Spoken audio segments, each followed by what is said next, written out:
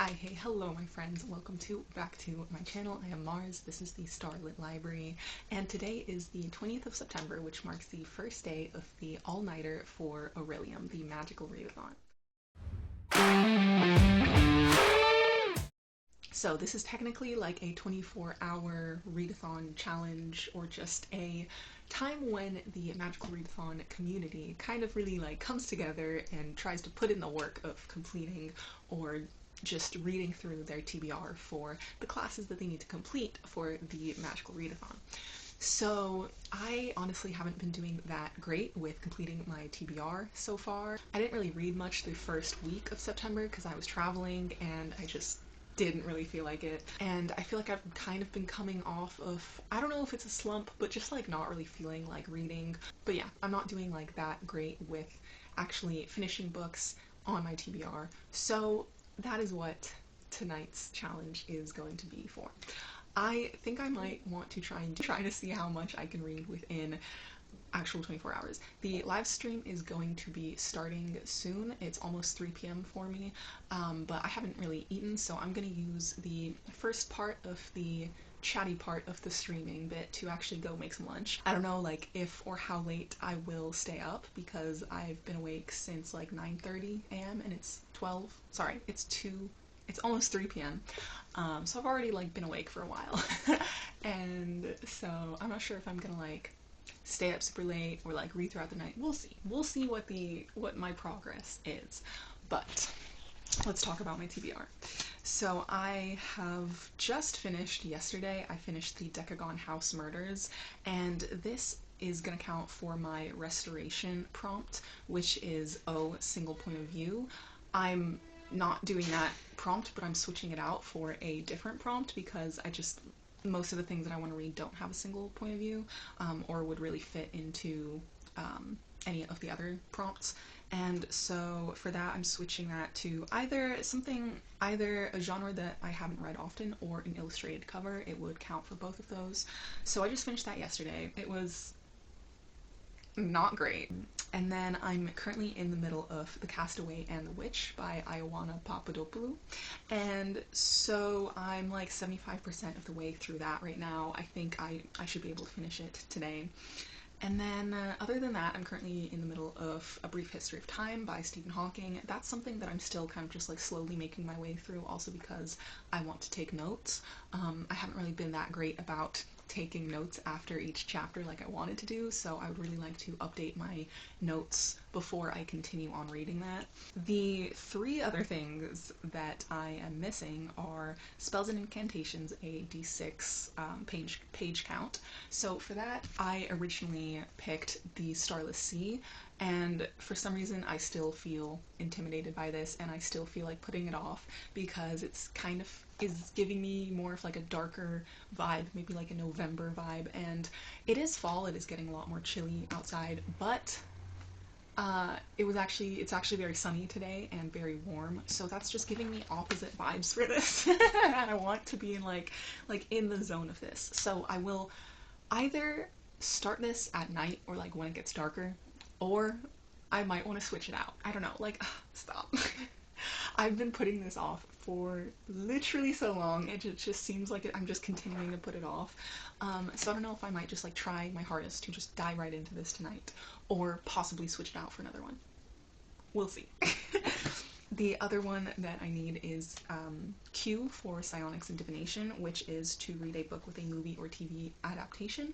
And for this, I've chosen Frankenstein. Or Crooked Kingdom by Leigh Bardugo, but I'm way more like intrigued in Frankenstein right now, so I'm really excited about that. And then the last thing on my TBR that I need is D from Psionics and Divination, which is something that fits a theme from a recent dream.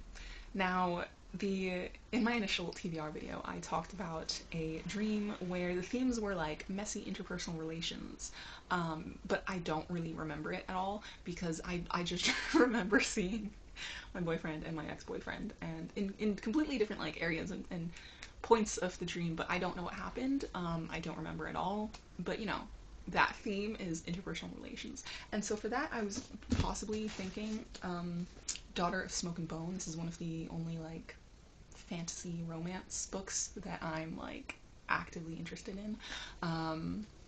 Because this just seems like super fun and much more heavy on the fantasy part. And I have the second book as well, and just these covers are so stunning. I'm obsessed with them. But I will say, since I made that TBR, I did have another dream that I like vividly remember all of it. But the thing is that that was a very sad dream, and I don't really know what I would want to pick up or what would be on my radar that kind of fits those themes, because basically it was a dream about my grandma. She passed away a couple years ago, and so it was kind of like a dream that celebrated her life, but it was also one that was like really, really sad, where I ended up crying, and I just really missed her. So a book that would fit that theme would definitely have to be something that explores grief, and for this I'm thinking something more on the literary fiction side of things, but I'm not really sure if I'm in the mood to read something like that, or like I just, nothing really comes to mind, so I would really need to do some like digging to see what I could find that would fit those themes. Something that celebrates like motherhood or grandmotherhood and like generational lines or something like that. I know there are like a lot of literary books that fit that, but I'll have to do some digging to see if I want to dive into something like that or stick with my previous pick. Other than that, though, I am still currently in the middle of Empire of a Vampire, and I really, really, really want to keep going with that. I started September with being only around 40% of the way through that book, so I would say that I'm still going to technically count that book for this semester, because I read less than half of it, and in my mind that counts. So the thing is, I just don't know which one of these prompts, like it doesn't really fit any of these prompts, so if I end up like finishing that instead of another book, then I will probably use that as an opportunity to switch the prompts. And for that book, I could use a number of different prompts. I could use a circle on the cover or borrow from another TBR, because I know it's on so many other people's TBR, because it was chosen as the book of the month, kind of like buddy read-along book for the Book Street Boys Discord channel. And I was already planning on doing a buddy read with Sherilyn from Books, Beverages, and Besties. And so I could definitely use that as the prompt, or even illustrated cover. So there's a lot of different things that could fit for that, so that I could get that on my TBR, because I really want to continue reading that. I was already reading a bit of that this morning, so I'd love to continue, and I think that's all for my tentative TBR, and we'll see which ones I end up picking up first.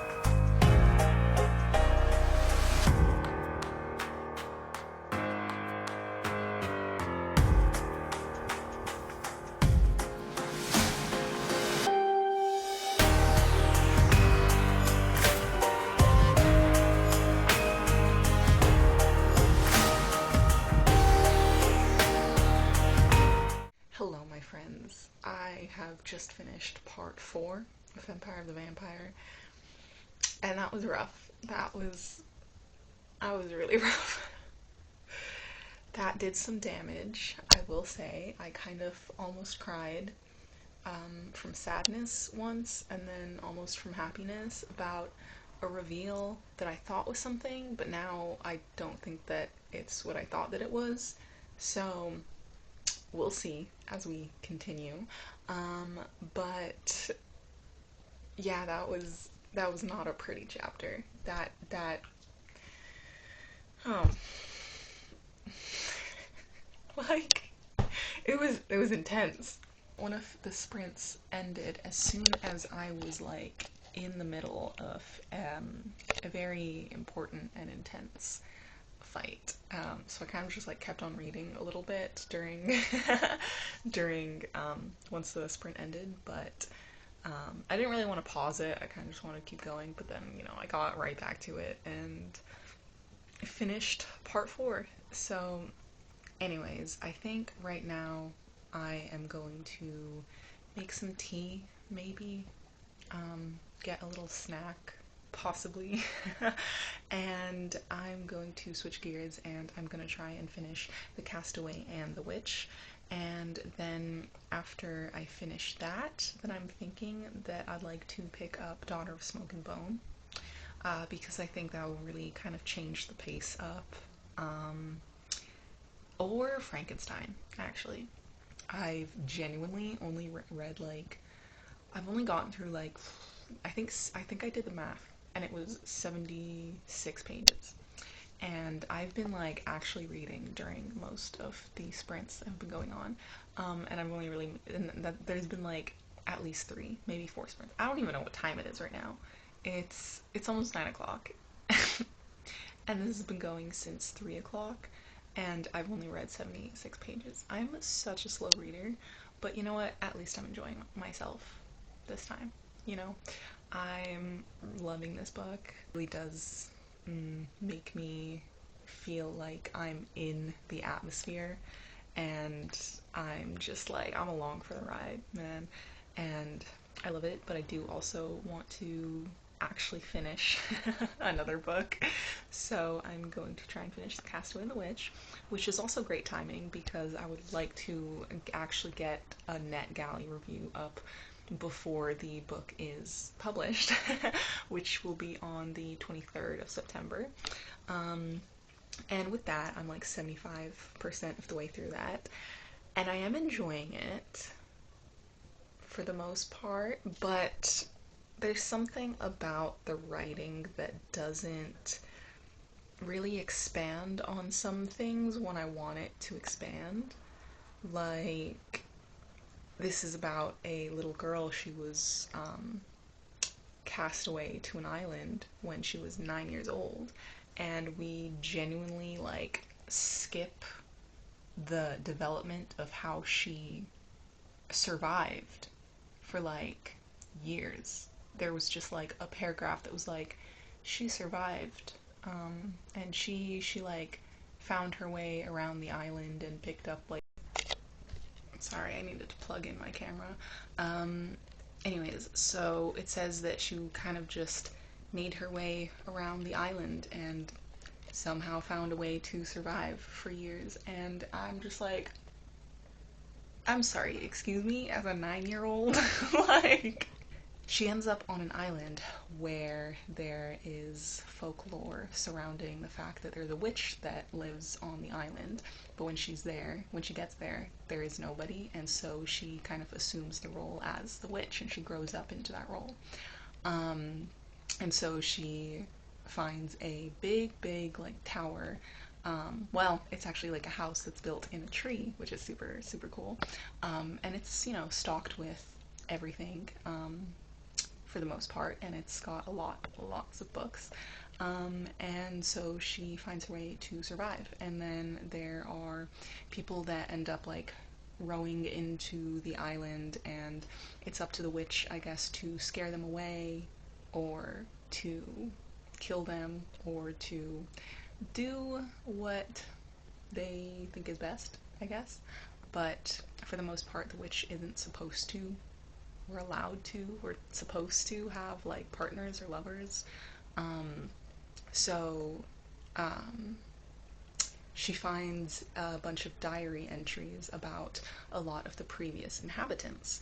And so she's really trying to piece together what she should be doing, as her role as a witch, but then also not really knowing, I guess, who she is as her own person, and kind of battling between those two different sides of her identity.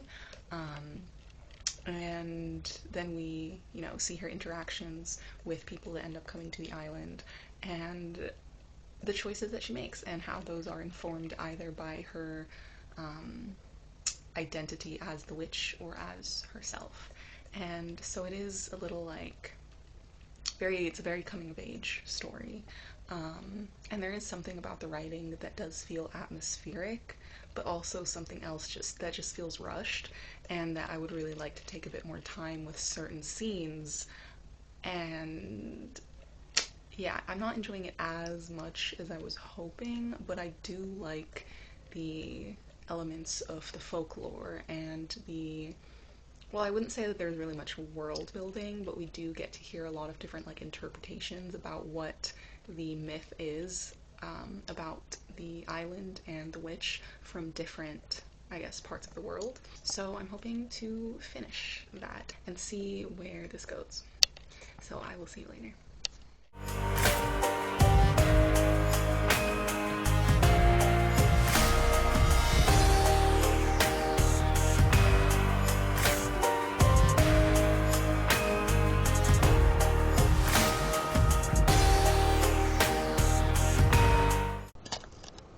Good morning, my friends. It is currently around almost 10:30. I woke up 30 minutes ago. I was planning on waking up earlier, but I'm gonna be honest, my willpower to wake up early is not very strong. So I had my alarms set for earlier, but I just couldn't. I just didn't wake up earlier. But we do still technically have 4.5 hours until the end of the 24 hours.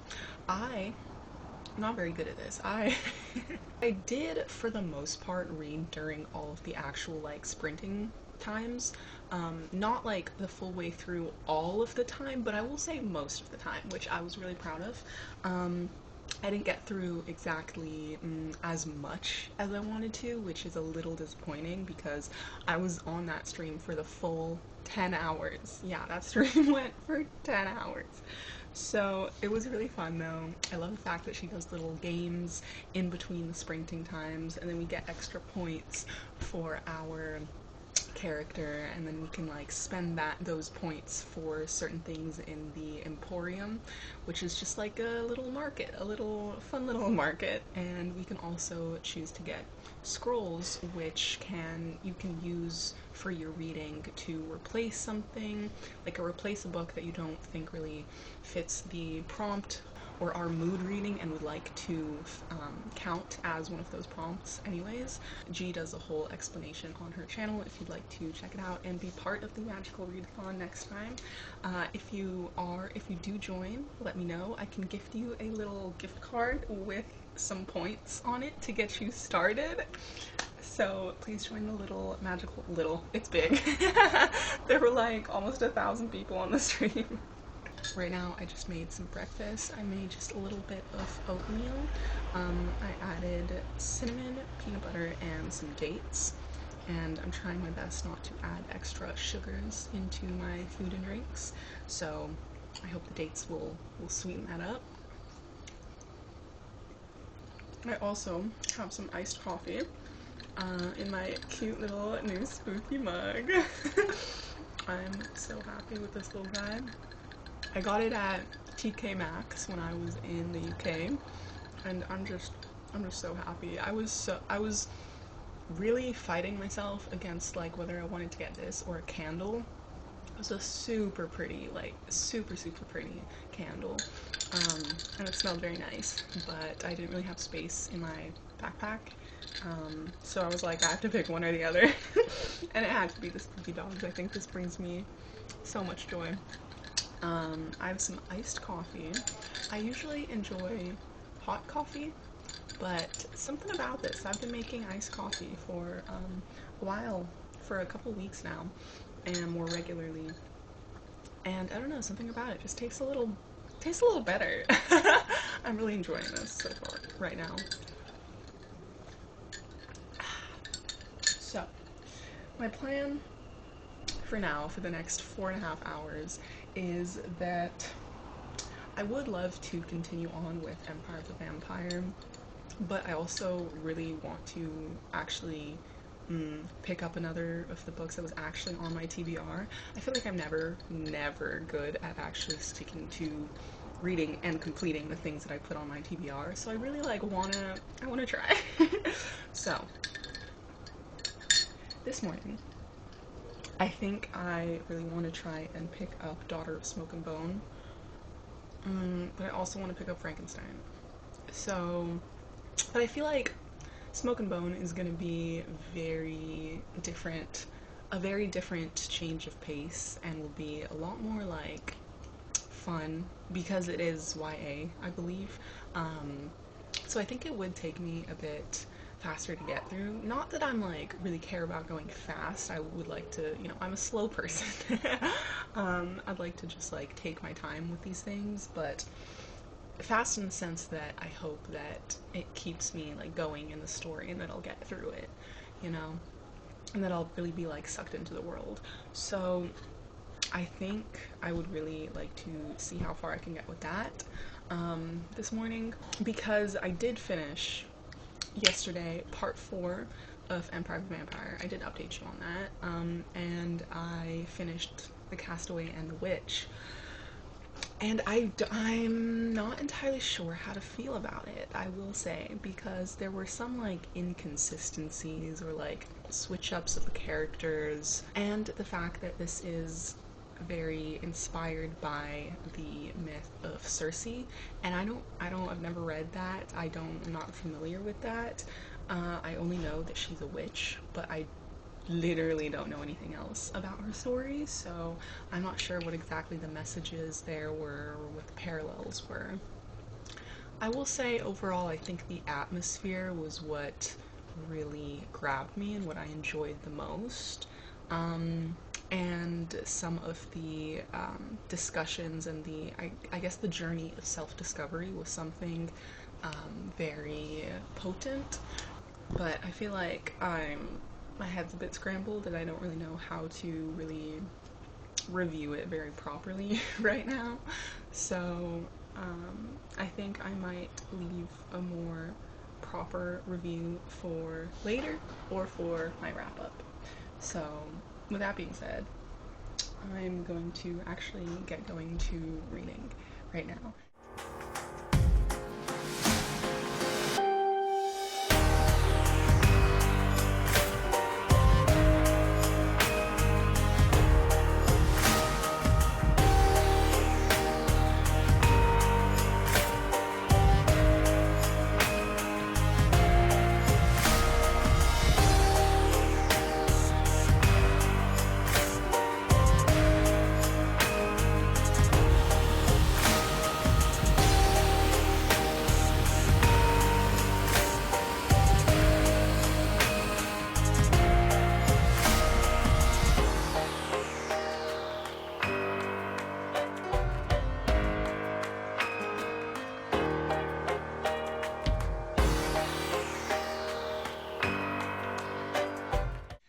Hello. I am here just to give the final statistics about everything and report back to you about what I finished during this little readathon. As I mentioned before, I read 76 pages of this, and then I read 15% of The Castaway and the Witch, and I finished that.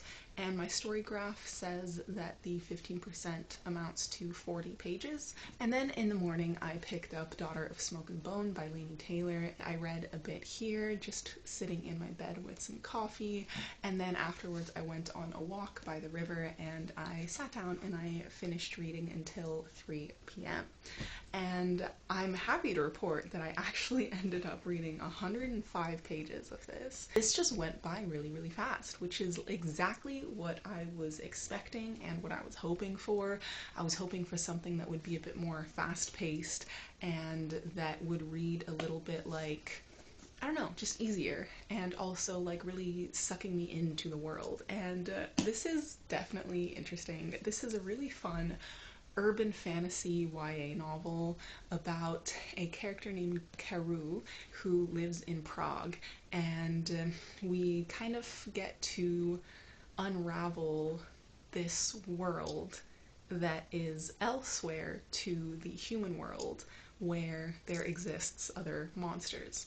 And then there's kind of this whole plot that I guess we are coming to discover about things between the human world and elsewhere, that I guess there's going to be a plot interlinking both of them.